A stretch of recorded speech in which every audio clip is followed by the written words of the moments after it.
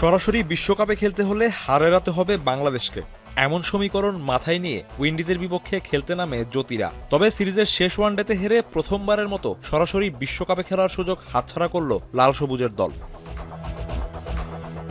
Saint কিটসে লড়াইটা হয়েছে এক পেশে। নিজেদের জন্য মহাগুরুত্বপূর্ণ ম্যাচটিতে টস জিতে ব্যাটিংয়ের সিদ্ধান্ত নেয় বাংলাদেশ। শুরুটা ভালো হয়নি, দলীয় 6 রানে বিদায় নেন ওপেনার মুর্শিদা। যদিও ফারজানা আর শারমিন দ্বিতীয় উইকেট জুটিতে 62 রান করে চাপ সামাল দেন। শারমিন ব্যক্তিগত 37 ও ফারজানা 22 রানে আউট হলে অধিনায়ক জ্যোতি রানের চাকা সচল রাখার চেষ্টা করেছেন, তবে ইনিংস বড় করতে পারেননি। আগের ম্যাচে 50 হাঁকানো ব্যাটার এদিন 11 রানেই সাজঘরে ফেরেন।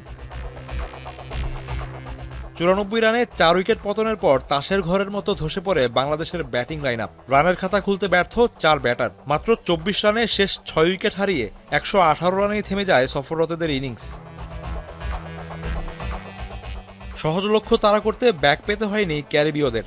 27.3 ওভারে 2 উইকেটের বিনিময়ে সিরিজ নিশ্চিত করে স্বাগতিকরা। 2-1 ব্যবধানে সিরিজ হারায় বিশ্বকাপের জন্য বাছাই পর্ব খেলতে হবে বাংলাদেশকে।